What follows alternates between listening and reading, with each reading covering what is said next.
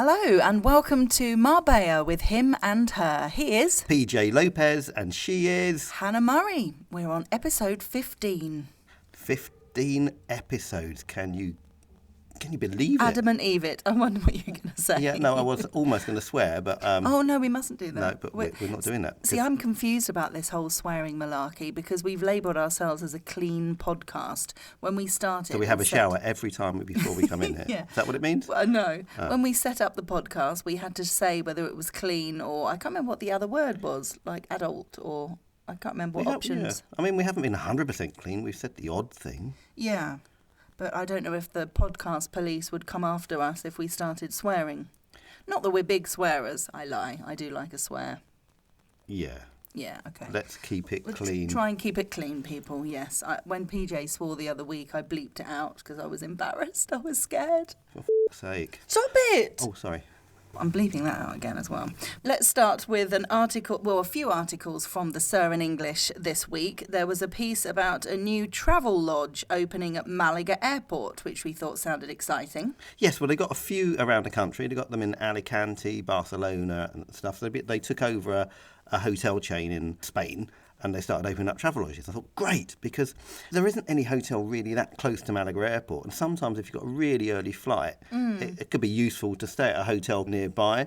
Definitely. And then nip off to the airport. In the UK, travel lodges are about, well, I had a look actually at Gatwick Airport, which will be one of the more expensive ones, and it was about £47 a night. Really? Yeah. Yeah, that's so good. It's not the case in Malaga. Typical. How much was it then? Double. Really? Yeah, it's coming out about €120 for one night. Yeah, see, that's... Yeah. And that makes it not worth it. I mean, that's the cost of a taxi. So I don't get it. I don't understand what the point of it is. You know, the idea is that you make it appealing and a good thing to do, stop you maybe having to get a taxi early in the morning, you can drive the night before or whatever it is. You know. Well, yeah, that's more expensive than a taxi, isn't it? So it's under 3 kilometres from the airport. It's in Avenida Velasquez, if you want to look it up. Yeah, but, so if you do want to, for the convenience, you know, we're being stingy. But it's interesting looking at the different prices of hotels. In general, hotels, not just Spain, hotels everywhere, I think, have massively risen in price in the last year. Ever since the pandemic, they've shot up in price because obviously they lost out massively during the pandemic because nobody could stay in hotels. And I think in the UK particularly, they were making them into special places to put people with COVID, and then they were putting immigrants in hotels. I'm not allowed to say that, but they were. Yeah. And now they're all back on the market and everything. The prices are ridiculous for some of them. It is. We've stayed in Malaga City. There's a beautiful hotel called the Only You Hotel. I mean, it wasn't cheap when we went there, but we got it for between 150 and 200 euros, I think. You know, that's the upper side of what we wanted to do, but it was lovely. It's right next to the port, so you step into the port. It's beautiful. You can't get that now for under €400 a night. Are you serious? I'm serious. More than that normally, but yeah, minimum is €400. Is that this time of year or? No, I've looked at all different times of year. It is ridiculous. That's insane. Yeah, Again, who does that's more than double. Night? Yeah, and who does that for a night? I mean, if you wanted to have a week out in Malaga, you're going to, pay $3-4 grand? That's ridiculous. That is crazy. Well, my dad and Sheila were telling us last night they want to do a road trip in different areas of Spain, and they were looking at hotels. I mean, it was end of July, that's the thing. July and August, obviously, is the most expensive time of year. But they looked all over the place, not in typical tourist destinations at all. They couldn't find any hotels for less than €200 a night. No, it is a bit of an issue. Yeah, it's madness. So anyway, new travel lodge, whoop-de-doo. Yeah. And something that is very exciting for the over 65s, there is an Andalusia free card for the over 65s. It's called 65. Yes. Which means 65. Which means 65. In Spanish. Yes, I know. The Junta's 65 scheme. It offers discounts from more than 1,000 businesses and other benefits related to health and wellness, tourism, culture, leisure sectors. It gave a whole long list of examples. Maybe your dad and Sheila might be able to get a discount on a hotel. There you go. Absolutely. Absolutely. So it includes hotels, spas, cinemas, supermarkets, beauty salons, as well as things like physiotherapy, hearing aid discounts. Pardon? You know, when I wrote that down, I thought I knew that you were going to do that. But I did it the other day, and you didn't get it. We were talking about somebody that was going to have an implant for hearing, And I said, pardon. And you said, someone's going to have an implant for hearing. I said, pardon? You said, someone's going to... you didn't get it, did you? I guess it's because you do it so often it stops being funny. It's funny to me. As long as you're enjoying yourself. Oh, yeah. And 50% discounts on intercity public transport, which I thought sounded good, and free legal advice. Wow. It's free to apply for this. The only requirements is that you are over 65. Which we're not. Which we're not. So Even I'm not. Even And I've still you. got quite a way to go. Yeah. Well, it depends how you define quite a way. You also...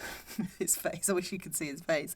And you also need to be a resident of Andalusia. So that is it. We're going to post a link to the article in the Sir in English on the show notes, because there's a couple of links to click on in order to fill in the forms and apply. So, very good. From free cards for the over 65 to ducks.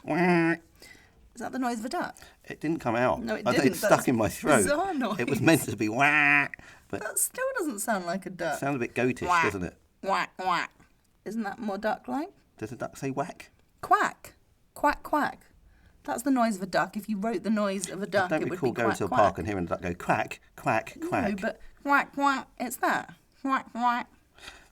This is a thing we've discussed before. I know. Around the world, people have different noises for the Very different funny. animals. It's a great thing to play. If you get together with friends from different parts of the world, different countries in Europe, ask them what noises a Animals. pig makes, Yeah, a or cow dog, makes, even a dog. I remember when I used to come to Spain many, many, many years ago, and a girl we knew from Spain, she used to say, arf, arf, for a dog. Arf, arf instead of woof, woof. Yeah. It's funny, isn't it? Very entertaining. Keeps us amused anyway. So there is a new shop that's opening in Malaga city centre selling ducks. Not real ducks, rubber ducks. Yes. 450 different models, all in different colours, and the ducks are dressed up, people in different professions. There's also ducks as famous people. You can buy a Picasso duck, a Trump duck, not sure why you'd want to, even the Queen. What would queen? look The odd. Spanish queen, I'm assuming. Well, I don't know. I thought that was very odd that it said the Queen, because obviously being English, we think of the Queen as But it's being a Spanish the Queen. ode. No, I'd assume it was the Spanish Queen.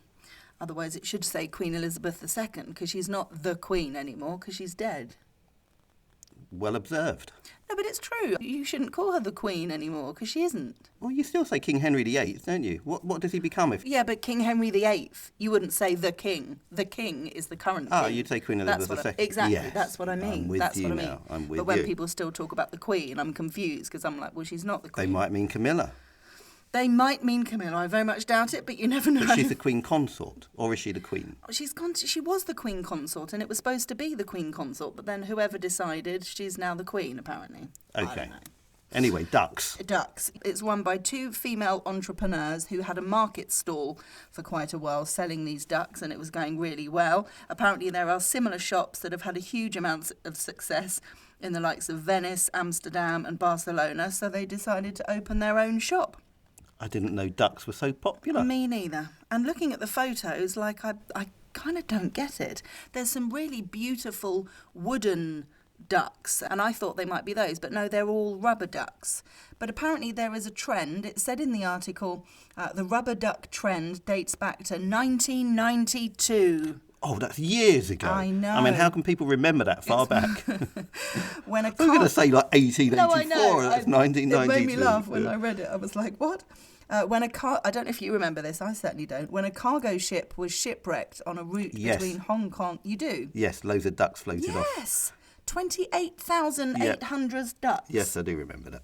And then everyone started liking ducks. Yep. So there you are. The ducks range from €9.95 to $11.95, and they have kind of local ones, like a duck with the asbestos. Asbestos? You don't want No. an asbestos duck. That's dangerous. Asbestos. What's it called? Asbestos. Asbestos. Sardines. Yes, exactly. Yes. Very different to asbestos. Asbestos. Oh, shit. Right, yes. Anyway, moving on.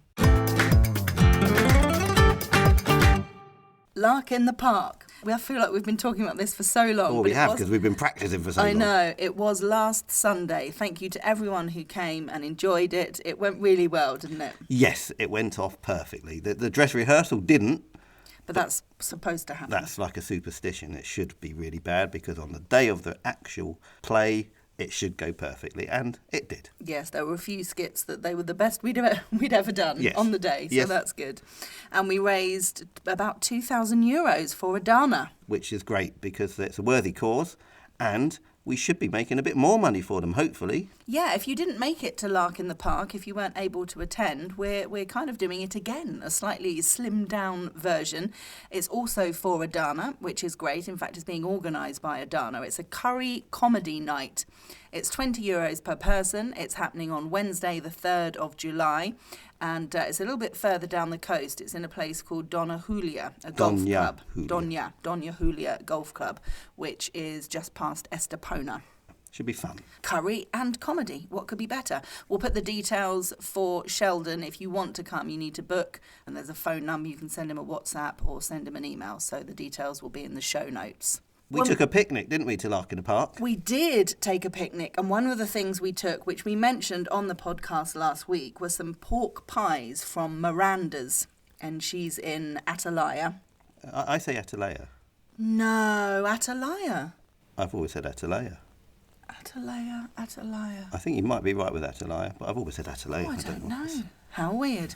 Anyway, that's where she is. She runs a little deli there, and she's doing really well. She puts on some great nights. I saw yesterday she was doing a tapas night.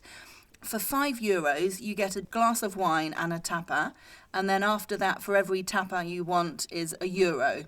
For beer, it's €3 for a beer, including a tapa, and after that, every euro for a tapa, which I thought was great. She's putting on lots of different things. I really hope she does really well. Yeah, she's a great cook, so yeah, she should do. I'm looking down our notes, and it's quite funny. So far, 2 of our things are also Cockney rhyming slang.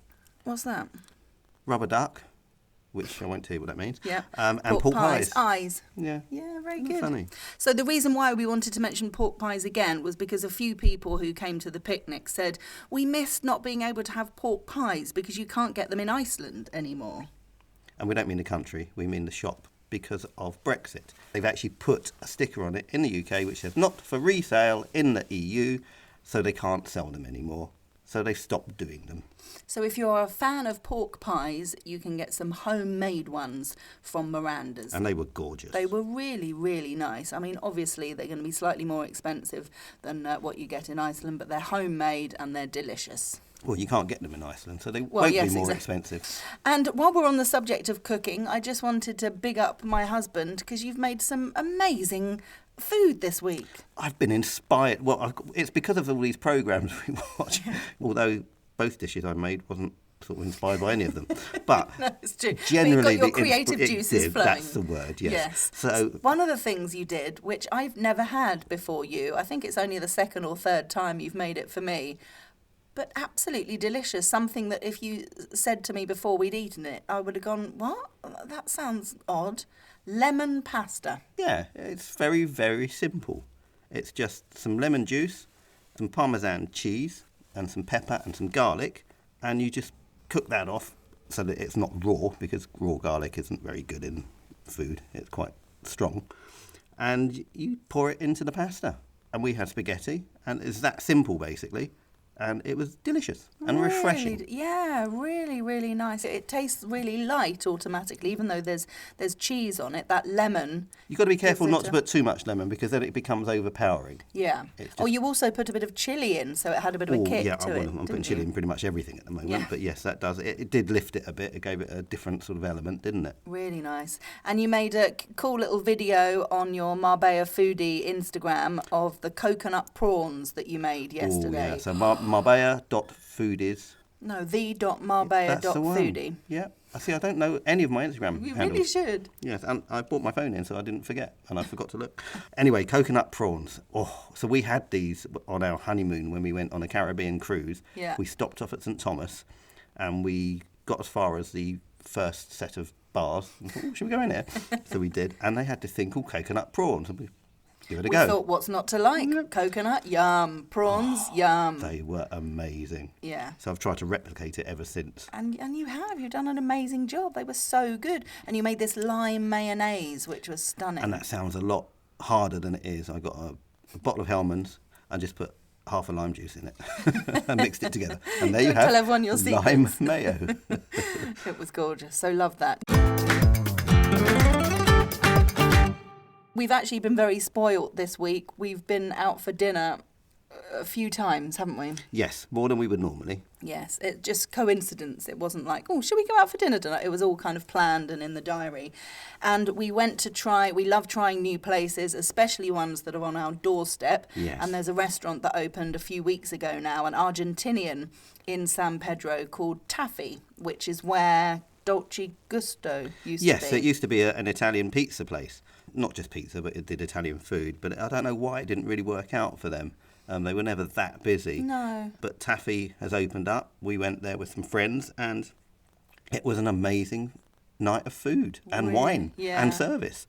So I got talking to the owner, and Taffy is an area, I think he said it's in northern Argentina. So it's named after an area of Argentina. The food was just out of this world. I mean, we love steak. Yes, it's a Previous to meaty this, place. yeah, I think definitely. one of our favourites was a place called Origin in Marbella, but this was way up there with it. Yeah, really good. And some interesting and different starters as well. We had stuffed avocado Oh, to yeah. start with, which was like grilled avocado with cheese and peppers and pine nuts, and this artichoke flour that was absolutely gorgeous. I love artichokes, you know. Yeah, and it was griddled, so it had a charcoal flavour to it. It was amazing. Really, really good. And the wine was exceptional. Yes, we spent a bit more than we would normally on Yes, the it wine. wasn't a cheap night out. No, well, we had a lot of food and wine, to be yeah, fair. I like to have products of the country restaurant that I'm going to. So if I go to Italian, if I'm going to have a beer, I'll have a Peroni. Ideally, if I'm going to have some red wine, I'd like to have a Chianti or a Barolo or something like that. Same with Argentinian, you know, to have I've forgotten the name of the bloody wine now. Malbec. I was going to say Medoc, but no, Malbec. We did, and it was gorgeous. Yeah, really nice. And talking of Italian and Peroni, a couple of days later, we went out in La Campana. Sheila has moved to La Campana, so we all went out in her local area to an Italian restaurant called Il Metro Pizzeria. And I think it's been there for a while. It's run by an Italian family, and the guy was just lovely, really chatty and friendly and offering lots of advice. And it was proper, authentic Italian, wasn't it? Well, it is if you ask for it. So it's almost like they have two sides of the menu. We were choosing our food, and I wasn't sure what to have, and I thought, I just fancy some bolognese. Yeah, and I was like, bolognese, that's the most basic thing you can get in Italian.